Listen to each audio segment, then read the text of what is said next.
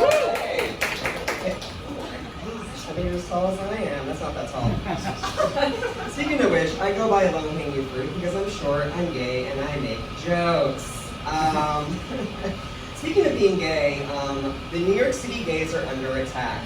Let me tell you why. I was on my way here, and I was trying to find iced coffee. I walked by 5 iced coffee places that had gone out of business. They'd gone out of business. Guys, what's next? Are they gonna take our poppers? I say we go find the biggest brick and we stole all the shit out of the city, all right? That's what we're gonna do after the show.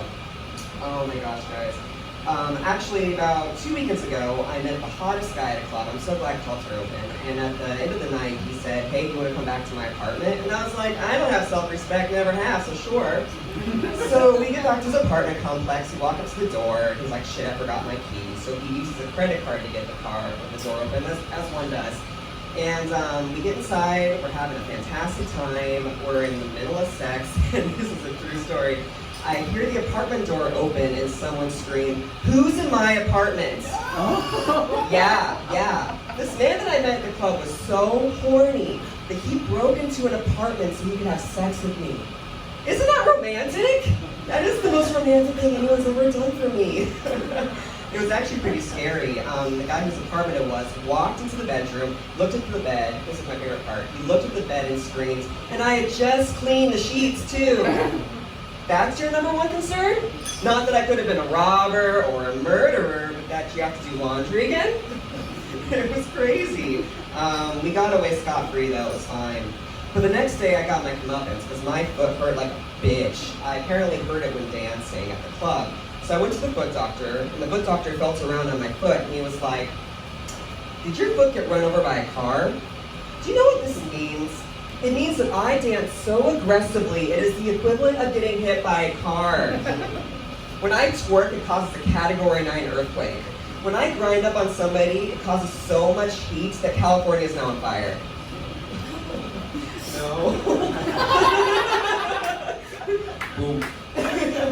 So I was really upset after this foot appointment. So I hobbled my way over to a restaurant, a sushi restaurant. I was like, I deserve this, I don't have the money. So I sat down, had a nice meal, paid my bill, paid my tip, and went home. The next day I checked my bank account, and it is $2,000 negative in the hole. Yes, this restaurant had charged me $2,000. My friend was like, well, aren't you pissed? Hell no. That means that people thought that I had $2,000 in my account. They did not question it. My friend was like, well, aren't you going to get a refund? Hell no. I have a reputation to upkeep at this place now. I will forever be known as the man who spent $2,000 on one California roll. It is my legacy and I'm going to live it down. I really got to think about this whole money thing though. You know when you're a kid, your family might be like, oh, well you're so smart, you can grow up to be whatever you want, a scientist, an astronaut, Jeff Bezos. When I was a kid, my mom, she got down to my level, she looked me in the eyes and said, you should probably marry someone who's rich.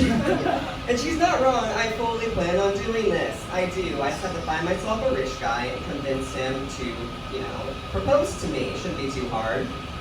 I'm just like imagining it now. We're going to be getting married, I'll be standing at the altar, and the pastor's going to be like, all right, would you like to read your vows? I'll be like, sure. So I'll stand there, stand this way just in case you flash me.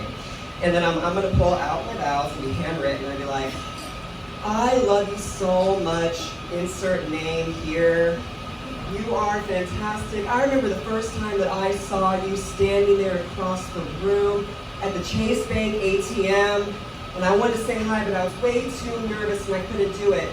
But then I remembered the wise words of the great Cardi B, who once said, he got that money, so that's where I'm headed. Pussy A1, just like his credits. And so I went all the way over there. I was bashful, I was nervous. And I looked you in the eyes and I said, is that a wallet in your pocket? Are you excited to see me? And you said, it's a wallet. Now please take your hand off of it. And the rest is history. So you know what, love, I cannot promise you the world. I can't bring much to the table. What I can promise you is that from tomorrow until the day the good Lord takes me, you can tap this ass as long as you give me your cash. I do. Thanks, I'm low-hanging fruit.